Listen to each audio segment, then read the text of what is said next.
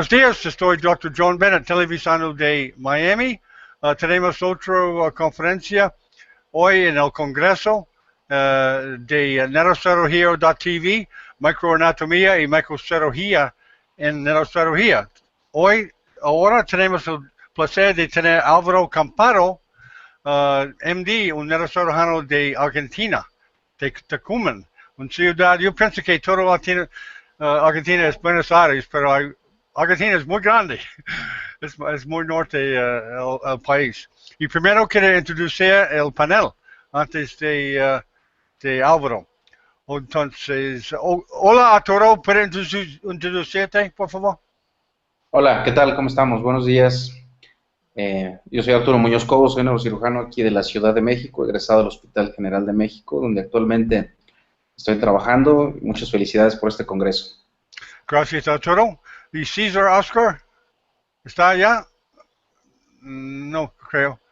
Ok, Maro, tú eres próximo. Está mute, Maro. Ok. Ok, sí. Está bien. Hola a todos, buenos días desde la ciudad de Bogotá. Mi nombre es Mauro Segura, soy neurocirujano, egresado del Hospital General de México, actualmente trabajando en la ciudad de Morelia y muy contento de participar en este foro de Neurocirugía TV. Gracias. Gracias por venir. ¿Y Julio?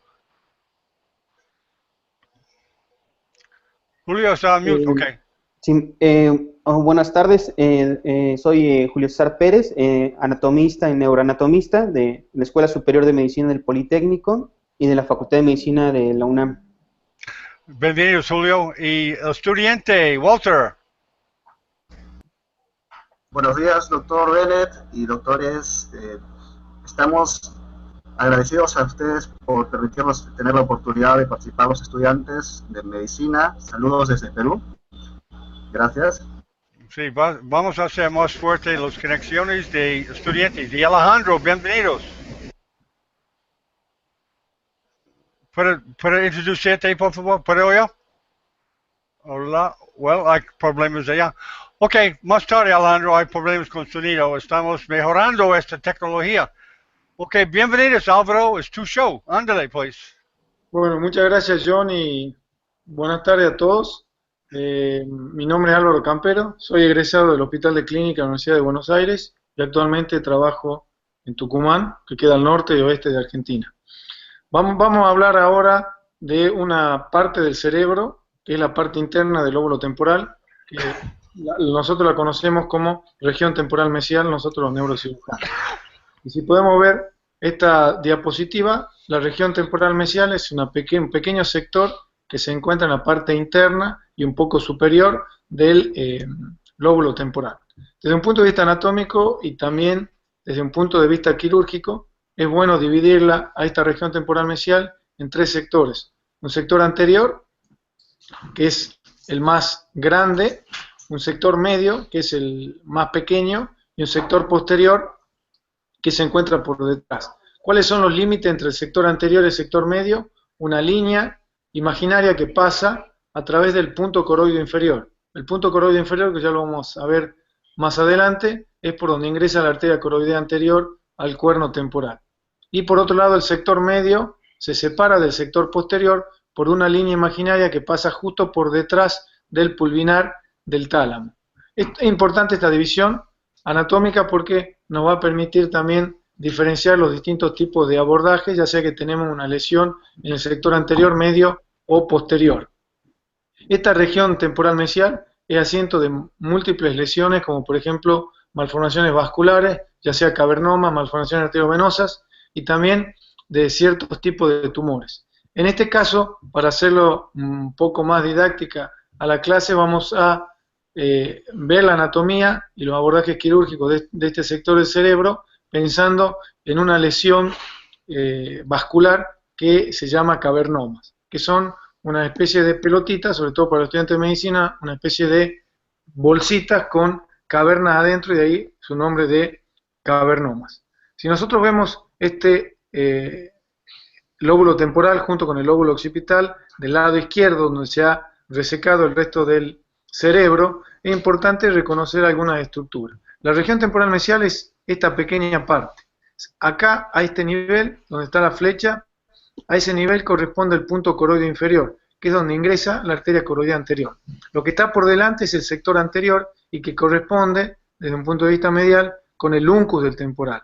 El uncus es esta estructura, tiene un sector anterior, un apex, que acá podemos ver un pin de color rojo, y un sector posterior. Eso es lo que nosotros conocemos como uncus del temporal, y es lo que cuando tenemos un paciente, por ejemplo, con hematoma extradural o subdural y empuja el cerebro, es la parte del lóbulo temporal que comprime el tercer par y al paciente da una anisocoria.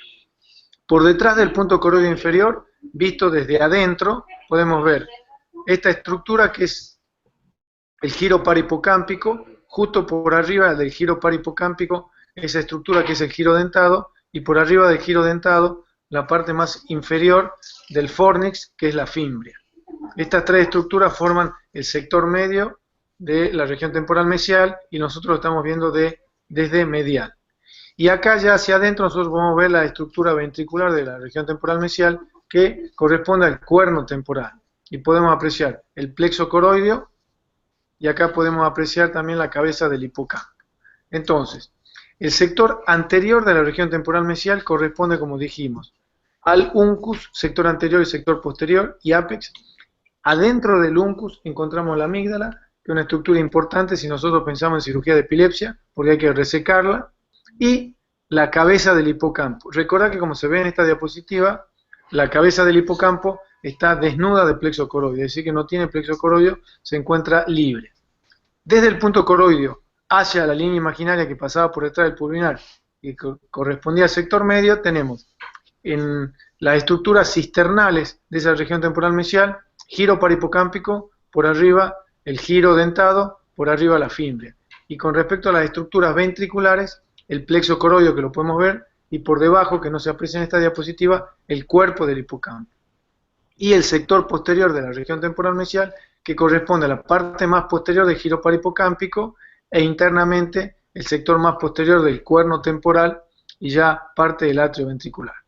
Es importante también recordar las estructuras periféricas en relación con esta región temporal mesial y recordar que la cara anterior, mejor dicho, la cara superior del lóbulo temporal tiene tres sectores. Esta montañita, que es el giro transverso de Heschel, que separa lo que sería lo que está por delante, que es el plano polar, de lo que está por detrás, que es el plano temporal. Y esto sería la cara inferior de la fisura silviana. También es importante recordar y tener esa anatomía tridimensional en nuestra cabeza a la hora de hacer una cirugía. Y la región temporal mesial está muy relacionada con las cisternas perimesencefálicas. ¿Cuáles son las cisternas perimesencefálicas? La cisterna interpeduncular, la cisterna crural, la cisterna ambient y la cisterna cuadrigeminal. Entonces nosotros tenemos que tener la capacidad de poder dibujar esa región temporal mesial, imaginarnos esa región temporal mesial en relación con los límites del mesencéfalo. Y acá nosotros podemos dibujar sector anterior del uncus, apex del uncus, sector posterior del uncus. Recordad que la punta del uncus, cuando hay un proceso expansivo a este nivel, empuja y es lo que produce la anisocoria por una compresión de esto, que es el tercer nervio craneano. Justo acá, donde termina el sector posterior del uncus, como dijimos previamente, es donde ingresa la arteria coroidea anterior. Por lo tanto, acá termina el sector anterior y ya empieza el sector medio. Recuerden lo que habíamos dicho, giro parahipocámpico, por arriba el giro parahipocámpico, giro dentado, por arriba la fimbria. Y la parte posterior que está en relación con la cisterna cuadrigeminal. Entonces nosotros podemos decir que la parte, el extremo más lateral del mesencéfalo está en relación con el punto coroideo inferior, que es lo que separa el sector anterior del sector medio de la región temporal mesial. Y por otro lado, la cisterna crural corresponde con el sector posterior del uncus.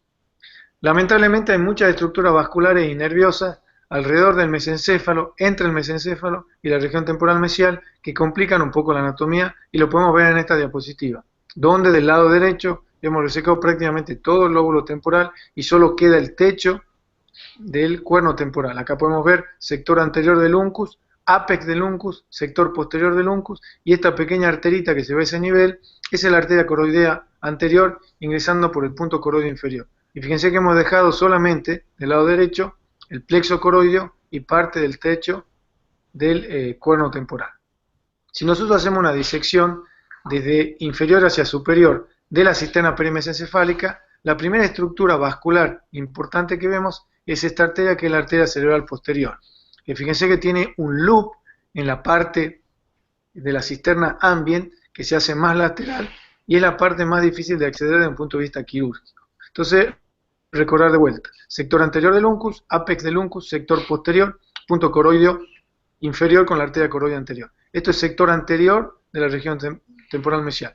El sector medio, que en este caso se ha removido para poder apreciar la arteria cerebral posterior, habíamos dicho que estaba constituida por el giro parahipocámpico, que lo podemos ver del lado izquierdo, por arriba giro dentado y por arriba la fimbria. Y fíjense que está en relación, fundamentalmente, esto que se ve a este nivel es en la cara inferior del tálamo. Acá a este nivel aproximadamente está el cuerpo geniculado lateral y un poco más interno el cuerpo geniculado medial. Si yo corro la arteria cerebral posterior, acá podemos ver de mejor manera el uncus. Y acá hemos resecado esa parte del uncus y hemos resecado la arteria cerebral posterior para apreciar la segunda estructura vascular importante de la cisterna perimesencefálica, que es la arteria coroidea anterior. La arteria coroidea anterior nace de la arteria carótida supraclinoidea, justo por detrás de la comunicante posterior. Tiene un recorrido cisternal por la cisterna crural, esta es la cisterna crural, y después hace una curva, se va lateralmente e ingresa al cono temporal para llegar al sector anterior del plexo coroideo por el punto coroideo inferior. Recordar también que esta arteria coroidea anterior, en su recorrido cisternal por la cisterna crural, va a dar ramas perforantes que son de suma importancia y que irrigan parte de la cápsula interna y de los núcleos profundos. Y si nosotros, como hicimos en este preparado, resecamos la arteria coroidea anterior, podemos apreciar la estructura vascular más superior, que está en el techo de la cisterna perimesencefálica, que es la vena basal de Rosenthal, y tiene una estructura anatómica muy interesante. La vena basal de Rosenthal nace en este sector que se llama espacio perforado anterior. Todos estos puntitos colorados son las ramas perforantes de la silviana, de la carótida y de las ramas de la carótida, de la cerebral anterior, etcétera, que ingresan por la sustancia perforada y van en busca de la cápsula interna y de los núcleos profundos para dar irrigación a esa parte profunda del cerebro. O sea que son vasos extremadamente importantes. A ese nivel nace la vena basal de Rosenthal, tiene un recorrido por la cisterna crural, cambia de dirección en la cisterna ambient por debajo del pulvinar del tálamo y después va en busca del complejo de la vena de Galeno ya en la cisterna cuadrigeminal.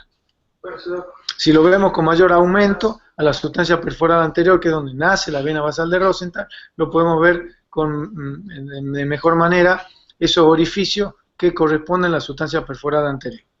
Muy bien. Ahora, desde un punto de vista quirúrgico, a esta región temporal mesial, y vamos a pensar en ejemplos quirúrgicos de cavernomas, ¿cómo la podemos abordar?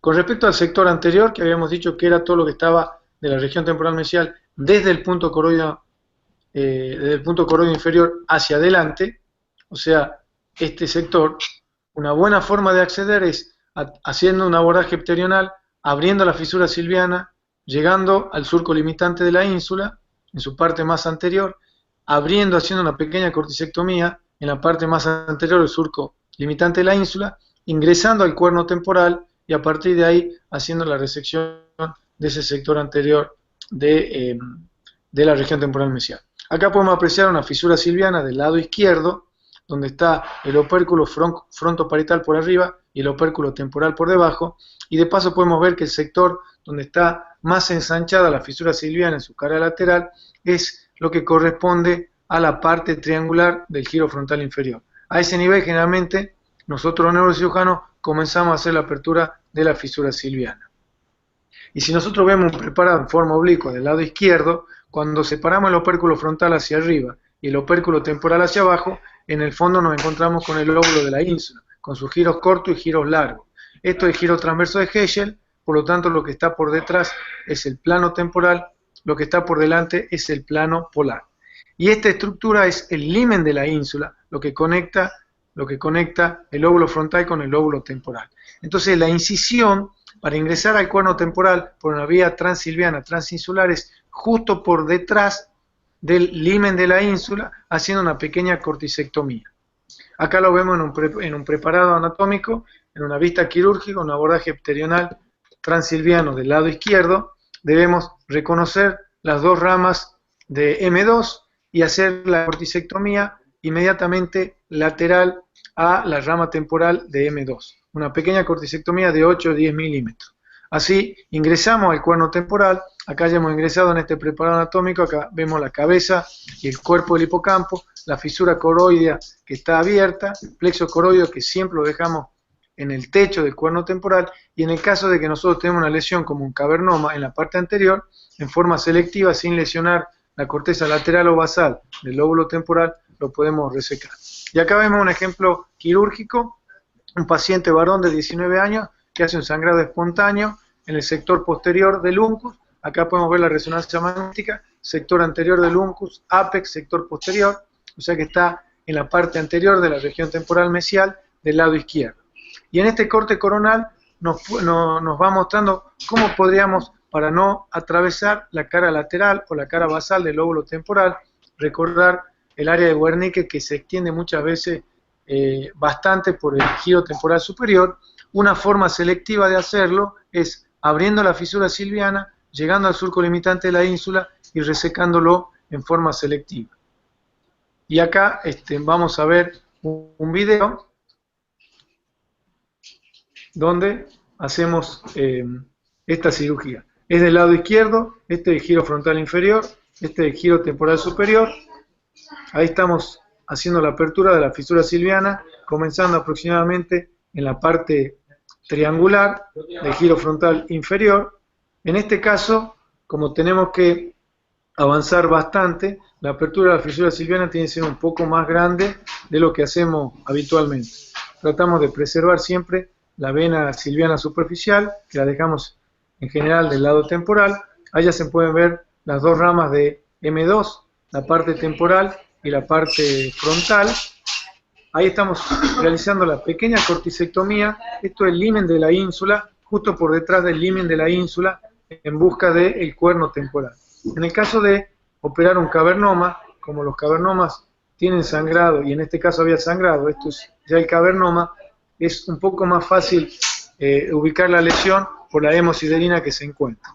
Entonces, una vez que encontramos el cavernoma, a partir de ahí hacemos la disección circunferencial, coagulando y cortando los pequeños vasitos que se encuentran a su alrededor con el bipolar y después con una pequeña tijerita. Ahí se pueden apreciar esos pequeños vasitos para tratar de liberarla a la lesión. El objetivo de este abordaje es precisamente no tocar la neocorteza lateral y basal, sobre todo en el hemisferio dominante, que la mayoría de las veces es del lado izquierdo, para de alguna manera no tener algún tipo de problema con respecto al lenguaje en el postoperatorio. Fíjense que eso blanco que se ve en el fondo es el cuerno temporal, la cabeza del hipocampo. Entonces ya está prácticamente todo rodeado la lesión. Hemos trabajado por una pequeña ventanita y ahora le sacamos un poco de magnificación al microscopio para poder ver cómo en forma selectiva se ha resecado la lesión sin necesidad de tocar la corteza lateral o la corteza basal. Ahí está totalmente liberado el cavernoma y lo sacamos en bloque, y ese es el agujerito que queda. Ahí podemos ver la resonancia magnética de control con el huequito que queda donde se sacó el cavernoma, y totalmente preservado los giros temporales laterales y los giros temporales basales. O sea que abriendo la fisura silviana, siguiendo el trayecto natural que nos ofrece el propio cerebro, podemos hacer una cirugía selectiva. Y ahí se puede ver en la resonancia, la secuencia de T1 con gadolinio, la exéresis completa de la lesión sin que haya sido tocado el parénquima cerebral. Esto nosotros lo publicamos el año pasado en esta revista, porque en realidad teníamos 3 casos de cavernoma operado por esta vía del lado izquierdo, una vía transilviana transinsular. Con respecto al sector medio, que es la parte más difícil de acceder, ya sea porque tenemos una lesión vascular, una lesión tumoral, etc. una buena opción es lo que se hace para cirugía de epilepsia, es decir, resecar una parte de la neocorteza, el giro temporal, la parte inferior, el giro temporal superior, el giro temporal medio, el giro temporal inferior, y una vez que hacemos esa resección, llegar al cuerno temporal y a partir del cuerno temporal ya hacer la resección en forma selectiva. Lo podemos ver, nos imaginemos en un cavernoma, una imagen también del lado izquierdo, plexo coroideo en posición quirúrgica, techo del cuerno temporal, el cavernoma, la fisura coroidea por detrás, y la resección que en este caso no es selectiva, sino que tenemos que resecar parte de la neocorteza. Y acá vemos también un ejemplo de una paciente mujer con un cavernoma, pero ya no en el sector anterior, no en el uncus, sino en la parte media, que involucra giro parahipocámpico, parte del giro dentado, parte de la fimbria y parte del sector medio del cuerno temporal. Y acá lo podemos ver en el corte coronal. Nosotros podemos hacer una vía subtemporal, pero lamentablemente del lado izquierdo, la tracción hacia arriba del lóbulo temporal podría implicar una lesión de la vena del AB, lo cual puede generar un postoperatorio complejo. También podemos ingresar por vía directamente transcortical, ya sea a través del giro, a través de un surco, pero tenemos que pensar que nosotros podemos lesionar, a este nivel puede estar el área de Wernicke. Acá lo vemos en el corte parasagital. Entonces una buena opción es hacer una pequeña ventanita sin estar en relación con el área de Wernicke, y como se hace en la cirugía de epilepsia, y a partir de ahí hacer la resección. Y ahí se ve la resonancia postoperatoria con, digamos, la resección completa de la lesión, acá en el corte parasagital, y sin necesidad o con mucho menos peligro de que el paciente quede con un déficit de lenguaje si nosotros trabajamos directamente perpendicular a la lesión. Y el sector posterior de la región temporal mesial, que habíamos dicho que era lo que estaba por detrás de una línea imaginaria que pasa por la parte más posterior del pulvinar del tálamo, y era lo que correspondía a este sector, que ya es el giro parahipocámpico y lo que se continúa por arriba, que es la parte más posterior inferior del cíngulo, que es el istmo del cíngulo, y por debajo el giro parahipocámpico que se continúa con el giro lingual, que lo separa la parte más anterior del surco calcarino. ¿Cómo podemos llegar a ese sector posterior de la región temporal mesial? Y podemos llegar por detrás, ya sea por arriba o por debajo del tentorio.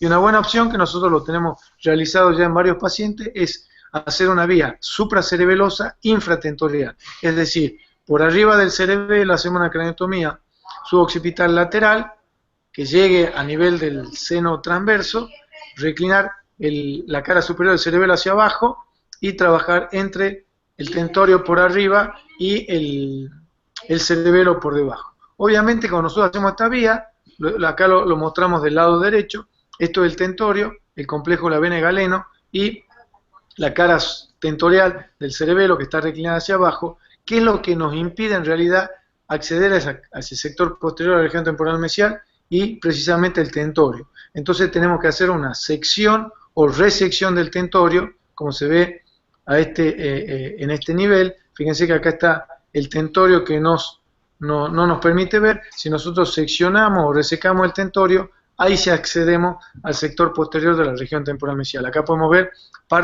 la parte más lateral de la placa cuadrigeminal, el cuarto nervio craneano, la cerebelosa superior por debajo, la cerebral posterior por arriba y ese sector posterior de la región temporal mesial. Y vamos a ver un ejemplo quirúrgico. Siempre la mejor forma de repasar la anatomía y los abordajes son con ejemplos reales. Un paciente derivado del servicio de neurología por una epilepsia refractaria, y se puede ver en esta secuencia axial en T2 un cavernoma, una imagen típica de un cavernoma en el sector posterior de la región temporal mesial. Y acá lo podemos ver en un corte coronal, en la secuencia de Flair.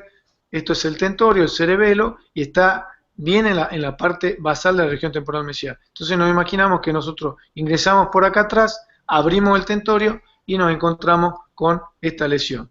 Y lo mismo lo podemos ver en un corte parasagital. La vía sería por debajo del tentorio, por arriba de la cara tentorial del cerebelo, pero obviamente abriendo el tentorio para poder acceder a la lesión. Este es el abordaje, es muy importante exponer, era del lado derecho, esto es la línea media, acá a este nivel estaría la oreja, un poco más lateral, exponer bien el seno transverso para poder reclinar la dura madre hacia arriba. Lo abrimos de esta manera por lo siguiente. Ahora lo vemos al video.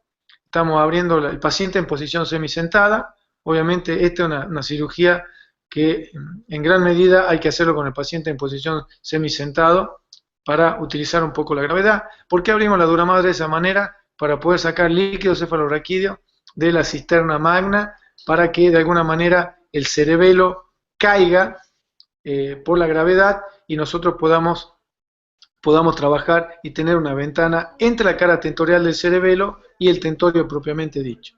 Es una ventana de trabajo bastante pequeña, pero que para algún tipo de lesiones, como este cavernoma puntualmente, nos sirve para hacer la resección. Ahí estamos abriendo el tentorio desde abajo, desde el lado derecho. Ahí ya estamos prácticamente, esto es el borde libre del tentorio. En realidad se puede hacer una sección y llevar el tentorio hacia abajo, o una resección del tentorio de una parte del tentorio, no hay problema. Si nosotros pensamos que hay expresión cortical, se puede hacer esta cirugía simplemente con la anatomía. Si pensamos que tiene una expresión subcortical, sería bueno algún tipo de sistema de navegación, ya sea con guía estereotáxica o con neuronavegación propiamente dicho, para poder encontrar bien esa lesión subcortical. En este caso ya se veía con la resonancia magnética que iba a haber hemosiderina en relación con la cara, con la superficie cerebral. Y de hecho ahí ya podemos ver a través del microscopio, ya se lo va a ver de una mejor manera, la hemosiderina de la lesión que está ahí. Entonces acá podemos ver la hemosiderina del cavernoma que sangró, porque todos los cavernomas en general tienen pequeños sangraditos alrededor. Acá hemos puesto una espatulita simplemente para levantar un poco el tendón. Fíjense que en forma directa, sin tener que reclinar nada del cerebro, podemos llegar a la lesión. A partir de ahí, hacemos lo mismo que mostramos con el otro cavernoma. Vamos haciendo, coagulando esos pequeños vasitos que ingresan a la lesión, lo vamos coagulando y cortando con una micro tijera. La idea es hacer una resección completa y totalmente circunferencial. Son lesiones que sangran poco, de tal manera que, desde el punto de vista técnico, son cirugías relativas, digamos, la resección del cavernoma en sí es una cirugía relativamente tranquila, no es como una malformación arteriovenosa donde el flujo sanguíneo es mucho más importante. Ahí está liberado toda la parte anterior y la parte más basal, queda la parte más superior y posterior, que es el sector que está un poco más escondido por el propio abordaje. Si es necesario, podemos resecar un poco más de tentorio, pero hacemos, digamos, lo necesario solamente como para poder trabajar cómodos y resecar. La distancia de trabajo es un poco menos que si nosotros estuviésemos operando una lesión en la región pineal, de tal manera que es bastante cómodo para hacer la cirugía. Ahí ya prácticamente el cavernoma está liberado, ahí queda un pequeño vasito nomás que le da irrigación y ahí ya lo resecamos igual que en la otra cirugía en bloque, y ahí podemos ver digamos, la loz quirúrgica donde quedó el cavernoma. Y si bien este espacio no es muy grande, son aproximadamente 1,5 centímetros, pero es lo suficiente como para poder hacer la resección completa. Ahí, digamos, ya al final de la cirugía. Acá podemos ver la ventana de trabajo al final, abierto, resecado parte del tentorio, el cerebelo hacia abajo, y de vuelta importante abrirla en este sentido para poder sacar líquido cefalorraquídeo de la cisterna magna y que se relaje la fosa posterior. Ahí se ve la resonancia, la tomografía de control en el postoperatorio inmediato y en el corte parasagital con el espacio lleno de aire donde estaba la lesión. Como conclusiones de esta clase con respecto a anatomía y abordaje de la región temporal mesial, podríamos decir que lesiones en el sector anterior, nosotros hemos puesto como ejemplo 3 cavernomas, pero también podría ser para tumores o malformaciones arteriovenosas, cualquier tipo de lesión, una buena opción es, a través de un abordaje pterional, hacer una vía transilviana transinsular. Para el sector medio, si bien se puede ir a transurcal o transcortical, una buena opción también es hacer una mínima resección de la punta de T2 y de T3 y después en forma obliqua con el microscopio resecar la lesión, que en realidad no es una lobectomía, sino una mini polectomía del lóbulo temporal. Y para el sector posterior de la región temporal mesial, una buena opción es ir desde atrás haciendo un abordaje suboccipital lateral por arriba de la cara tentorial del cerebelo y por debajo del tentorio, pero siempre recordando que tenemos que abrir o resecar parte del tentorio.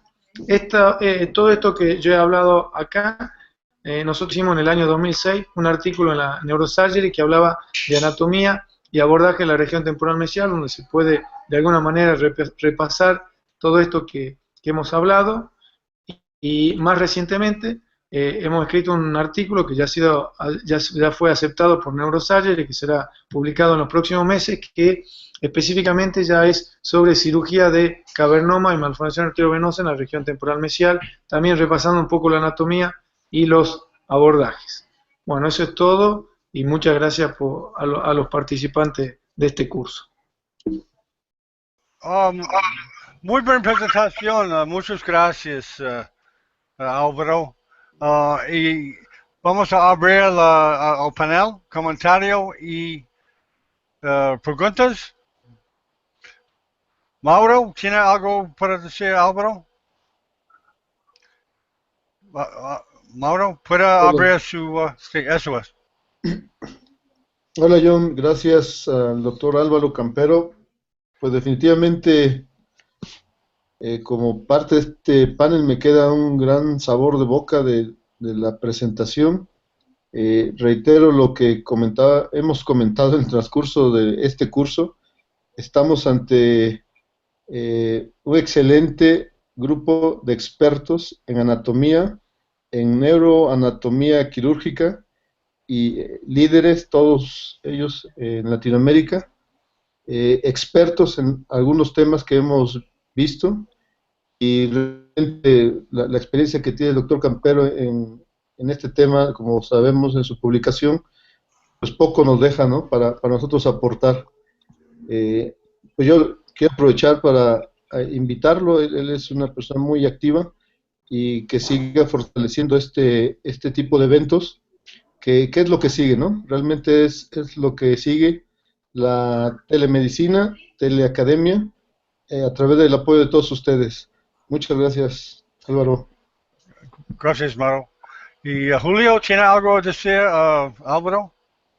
Pues no, solamente pues agradecer por compartirnos su conferencia. Realmente es una clase magistral sobre el tema de la región temporomesial desde el punto de vista anatómico y lo más importante desde el punto de vista quirúrgico, ¿no? Muchas gracias. Sí, tan importante es anatomía, neurocirugía. Wow. Ok, Walter, ¿quieres decir algo? Yo sé, no puedo oír bien, pero ¿quieres decir algo? Sí, agradecer al doctor Álvaro Campero por permitirnos estar aprendiendo aún más acerca de la neuroanatomía y qué mejor en el campo quirúrgico también. Y saludarlo y pedirle que siga así adelante con nosotros en esta conexión y podamos aprender mucho más de él. Sí, Walter va a ayudarnos en construyendo comunidades en Perú, ¿verdad, Walter? Sí, doctor. Saludos también desde Perú. Ok, de sí. la Facultad de Medicina. Ok, Gracias. Alexander, no sé si micrófono survey. Alejandro, ¿puede oírme? ¿Puede hablar, por favor? No survey su micrófono, ya, ¿verdad? Ok, está bien. Hasta la próxima. Y si Alejandro está de Colombia, porque los neurocirujanos conocen los estudiantes de nuestro futuro. Y invitamos los estudiantes de Latinoamérica que les gusta neurocirugía para venir a charlas como esto con Álvaro de primera clase para aprender neurocirugía. Y Álvaro, ¿puede salir su screen share para ver su cara? Solamente marca la flecha verde otra vez para salir su screen share. Eso es. Álvaro, mucho gusto. Invitarlos a participar en los otros congresos. Tenemos un congreso 6 y 7 de agosto en Radio Cirugía, si tú quieres participar, en cualquier manera. Bueno, muchas gracias John y a todos los demás por la invitación. Fue un placer y cuenten conmigo para de ahora en más siempre. Ok, muchas gracias. Ok, nos vemos. Gracias, todo. Chao, chao.